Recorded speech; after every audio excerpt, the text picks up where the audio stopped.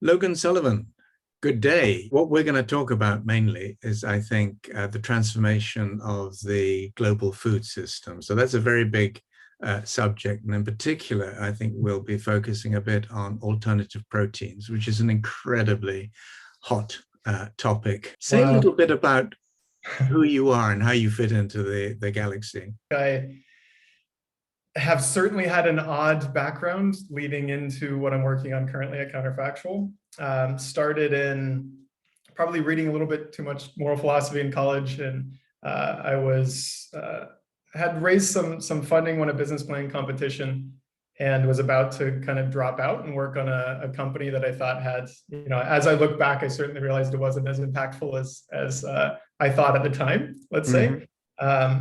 I took a bit of a different tack. I ended up studying abroad. That got me addicted to kind of checking things out in the rest of the world outside of the little bubble I happened to be born into. So, wow, there's a lot happening out there. That ultimately led to, after the earthquake in Haiti, getting involved in the humanitarian sectors. So I worked with International Medical Corps in response to the earthquake a few days after, in the beginning of 2010. That kind of sparked the beginning of working in that space for the next 8-9 years until very recently. I worked with, again, International Medical Corps, Oxfam, Handicap International. I ultimately recognized there's a $40 trillion in assets under management and ESG strategies out there in the world. A lot of talented people, a lot of big problems that align with investable industries where, again, I saw the bar was extremely low as I started tapping back into the private sector and looking for opportunities. And made that transition via a few projects, consulting, advising some organizations and startups, working on a couple of my own, and then ultimately here to Counterfactual Ventures that I'm fully dived into now and is certainly occupying my time pretty thoroughly. And so why food? I think it's, in the humanitarian world that I worked in for a very long time, it's sort of the one thing that, didn't seem to be improved upon in my time in that world. It is also the thing that we gather our families and friends and community around 3 times a day. It's extremely complex and touches quite literally every life on Earth in some way, whether that's humans consuming it, factory farmed animals, or sea creatures that are affected by animal agriculture, or the wildlife that's affected by climate consequences imposed on the rest of the world by the use of very antiquated technologies that we haven't yet updated on. It touches climate, animal welfare, food security. We're in a really, really fragile state right now. And I think COVID has highlighted that pretty clearly. And that's just, the beginning of what could come if we don't intervene. There's just so many colliding opportunities at the same time with, real one target to work on. I don't think that exists very often. It's very challenging to find, you can focus on one thing while accomplishing so much. And the food system is just this knot of so many problems. And there are people out there, I think of people like Jamie Arbib and Tony Sieber of Rethink X who've been talking about the way in which the food system, and particularly in their case, and the US in particular, the sort of cattle ranching and dairying industry are ripe for disruption because of precision, fermentation, and so on. So do you feel you're part of a much broader movement, or do you feel it's still something that is relatively few people almost in a bubble, seeing the future, but not yet perhaps reaching critical mass? I really think it's on the cusp of becoming definitely mainstream. If we look at examples of the Impossible Whopper at Burger King being a point that everything sort of changed. Quickly thereafter, you started seeing mainstream restaurants introducing plant-based menu items, a lot of commitments made by the bigger corporations that a lot of these dominoes started falling very recently. And it's only the beginning there. As investors, entrepreneurs, as the rest of the world takes note of that, I think it becomes a lot easier to bring in talented people from other academic disciplines. I think life sciences and synthetic biology spaces opportunities for academics to come over from biopharma world and see an opportunity in food to do something very consequential and extremely positive when we recognize what this point in time means right now. So yeah, it's the beginning. The snowball's rolling, and it's definitely not stopping anytime soon. What's interesting, quite a number of years ago, I remember going to San Francisco and visiting what's now Just Foods, and just seeing the library of plant materials and so on that they had, and getting quite excited. I mean, they were looking at sort of substituting for scrambled egg, or at least the egg and scrambled eggs and things like that at the moment. And as a 40-year vegetarian, well, with some seafood, I've always lived in hope that the moment would come when pretty much everything that we sort of currently would get from a slaughterhouse or a trawl net or whatever could be synthesized. But it's odd. I mean, in a moment, I'd like to come on to the question of what you think the consumer base for this would be, because as a sort of notional vegetarian, I can't imagine ever eating even synthetic meat or chicken or whatever. I could imagine eating synthetic fish. I mean, Nestle have done their Vuna thing. Do you think there's maybe the younger generation, just simply because they're going vegan and it's plant-based, they'll eat whatever it is that's thrown at them? But where do you think the market dynamics are going on that one?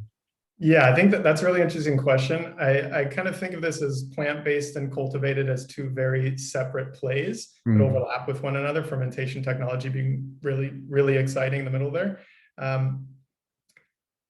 The way I look at the problem is those who've made ethical decisions about how they're consuming their diets as it relates to animal products.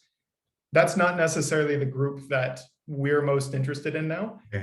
That stayed roughly, I don't know how accurate the statistic is, but roughly 2% of America was vegetarian in 1970, 1980, 1990, 2000, and so on. That hasn't really changed. I've lost a lot of hope in my career of attempting to be in places of persuasion, in believing that moral persuasion at scale is something to rely on.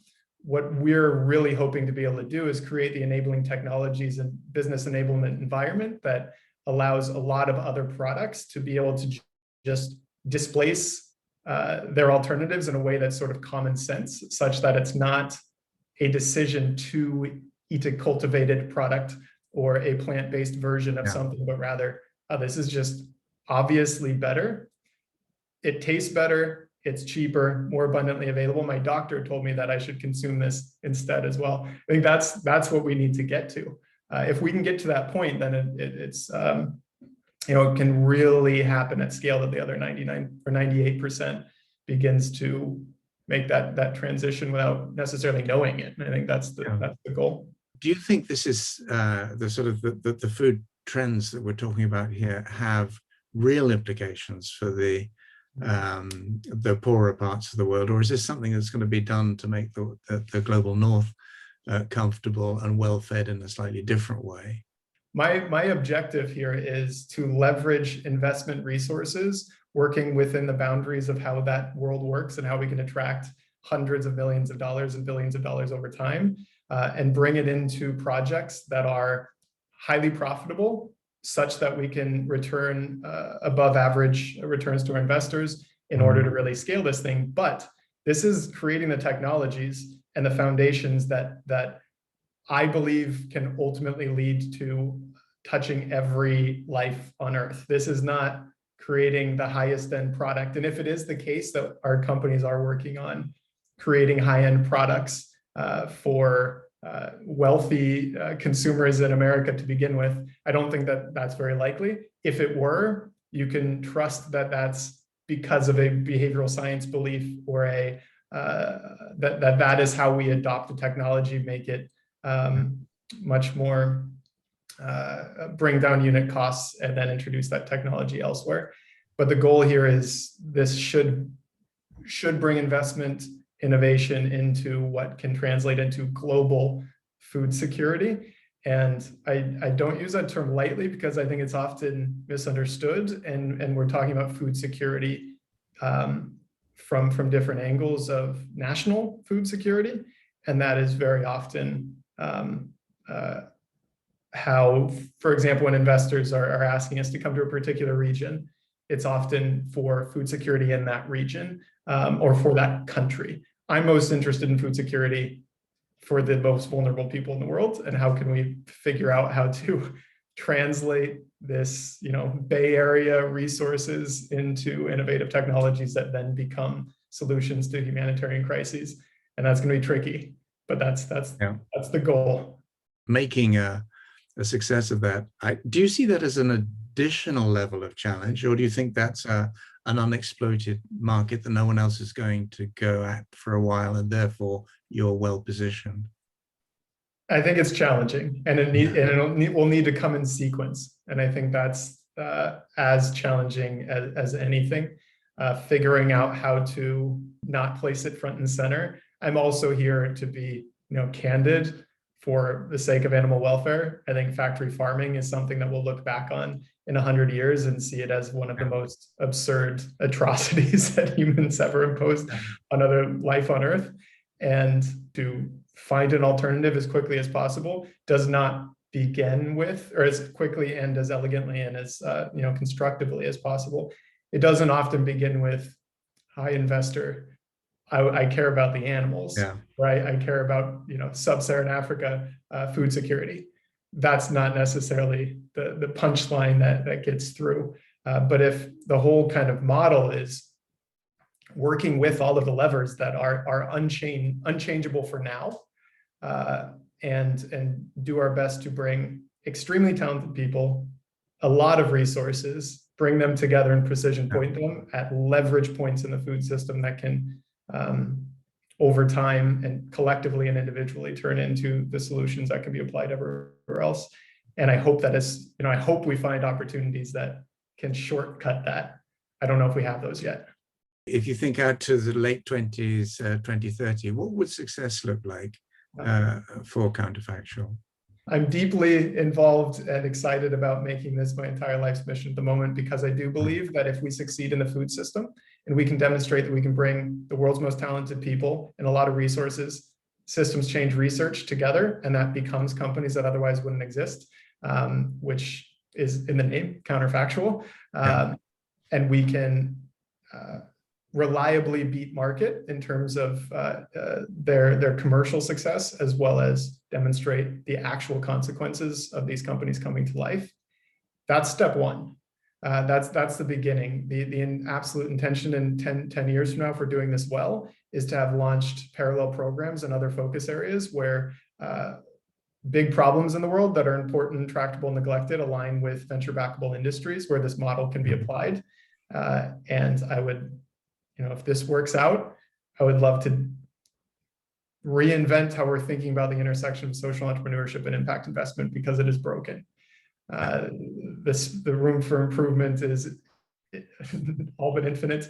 The bar is extremely low. And if we can demonstrate that and truly track it, we have a woman who used to run data simulation on NASA's climate modeling team, who worked at intelligence at other startups, helping us from day one track and understand what's truly happening here, so we can learn from the bets that we're making and hopefully tell a story and iterate over time around what's possible to solve problems in the world with talented people and resources.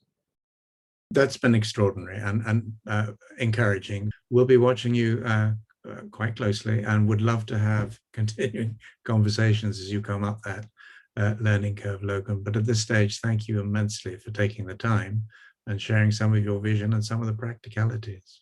Absolute pleasure. Thank you so much for inviting me. It's always a pleasure to chat.